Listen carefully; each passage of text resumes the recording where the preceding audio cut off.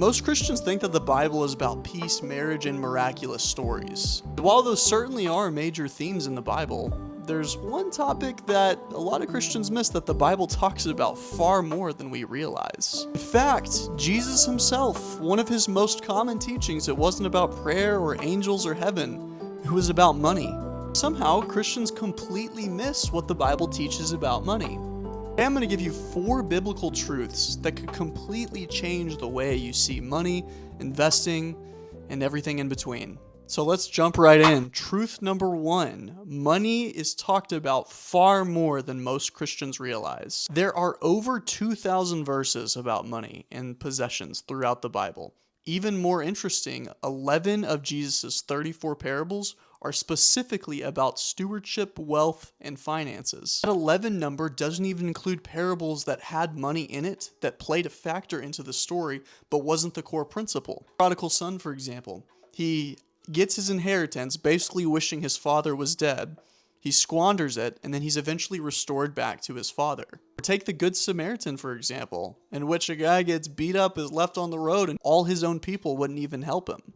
The Samaritan in the story took pity on the beaten man, took him to a hotel inn and paid the innkeeper, said, "Look after him, and whatever expenses he adds on, just add it to my tab." You see, money is constantly woven into many of Jesus' teachings and stories, and even lots of principles in the Bible because it connects to something much deeper. See, money, it acts as an amplifier. It exposes what our heart truly values. Jesus said in Matthew 6:21, "For where your treasure is, there your heart will be also."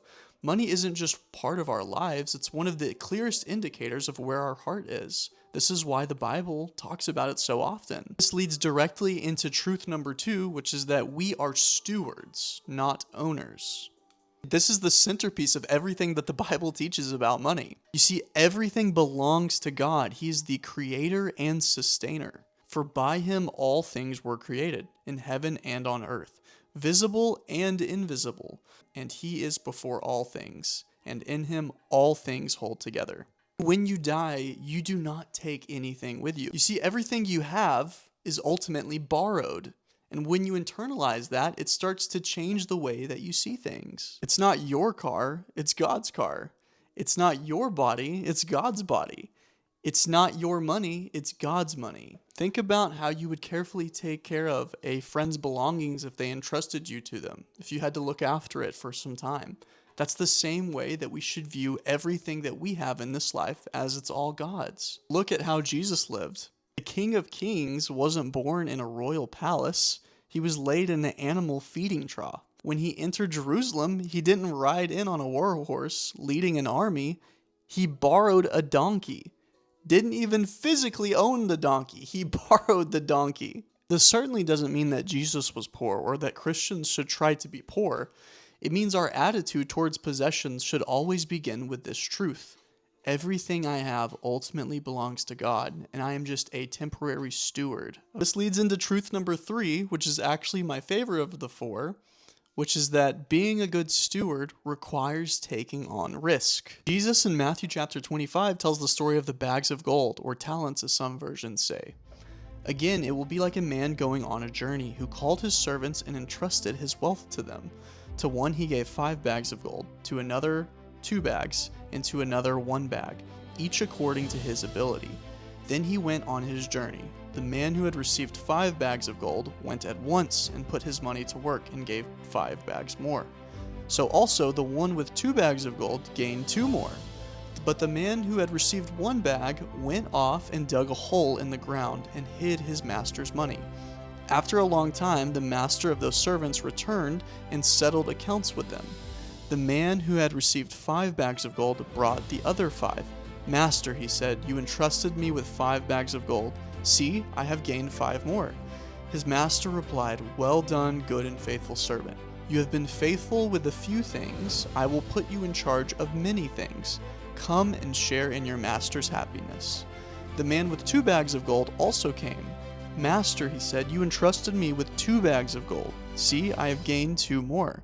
His master replied, "Well done, good and faithful servant. You have been faithful with a few things. I will put you in charge of many things. Come and share in your master's happiness." Then the man who had received 1 bag of gold came. "Master," he said, "I knew that you are a hard man, harvesting where you have not sown, and gathering where you have not scattered seed. So I was afraid, and went out and hid your gold in the ground. See, here is what belongs to you."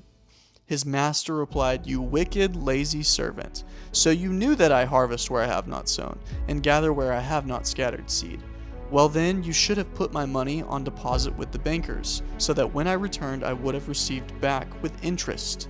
So take the bag of gold from him and give it to the one who has 10 bags. For whoever has will be given more, and they will have an abundance. Whoever does not have, even what they have will be taken from them. And throw that worthless servant outside into the darkness, where there will be weeping and gnashing of teeth." Now, growing up in church, I had heard the story many, many times. And it wasn't until one time somebody pointed out in a study group that each servant got 100% return. Now, anyone who invests understands that getting a 100% return, doubling your money, requires at least some degree of risk. And we can safely assume that the faithful servants did take on risk because it's contrasted with the one who didn't. The master in the story said you could have at least put the money at the bank and earned a little bit of interest. In other words, you could have just done something. It didn't have to be grandiose or extravagant, just something. Instead, the servant says that because he was afraid, he buried the money. That's the part that so many people miss. The unfaithful servant didn't lose the money. He gave every penny back. And the master's reaction is kind of shocking because from a human perspective, it's like he gave the money back. He didn't lose it. It's not like he gambled it away. What's the big deal? But that completely misses the point of the parable. The parable's not about losing or making money. It's about not allowing fear to dictate your choices and prevent you from being a good steward. Good stewardship requires action. And action always involves some level of risk. Christians, our ultimate goal is to become more and more like God. And I see risk-taking embedded in God's character all throughout Scripture. Jesus chose ordinary fishermen to change the world. He constantly risked his reputation by eating with tax collectors and sinners. Even in the Old Testament, you see God repeatedly extending grace to people who had abandoned him over and over again. From a human perspective, that's really risky. So as we seek to become more and more like God, we shouldn't allow fear to keep us from taking on risks and being good stewards. It doesn't mean be reckless and throw all your money on some risky investment and hope it plays out. It means don't allow fear to paralyze you from being a good steward and doing what God has called you to do. Now I want to wrap up with truth number 4, which is that you are more important than money. One of my favorite stories is in Mark 12. Jesus is confronted by the Pharisees and Herodians who ask him, "Is it right to pay the imperial tax to Caesar?" Now, at first this sounds like an easy question, but with a little historical context, it's actually brilliant. The Pharisees and the Herodians hated each other. The Pharisees were the Jewish religious leaders, and the Herodians were loyal to Rome. No matter how Jesus answered, it looked like he would lose. If he said yes, he would lose support from the Jewish people. This wasn't just any tax. It was a tribute paid directly to the empire occupying their land.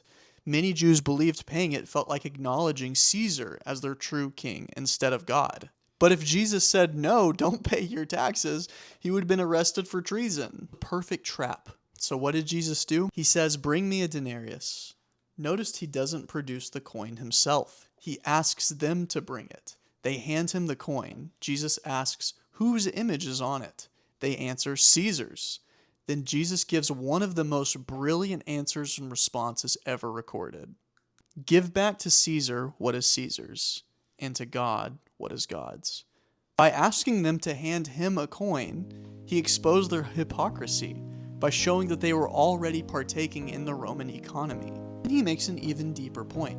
You see, this little coin, it has Caesar's image on it. So give your little coin back to Caesar. You bear God's image. So give God your life. Everything that we own has been entrusted to us by God. See, our responsibility, it's not ownership. God never called us to be good owners. He called us to be good stewards. Everything that we can see, touch, taste, or smell, it's all been entrusted to us by God, and it's all temporary, as we won't be here forever, and neither will that. While money bears man's image, man bears God's image. to leave you with Jesus' words in Matthew chapter 16, verse 26. What good will it be for someone to gain the whole world, yet forfeit their soul? Let me know in the comments below if any of these surprised you or if you learned anything.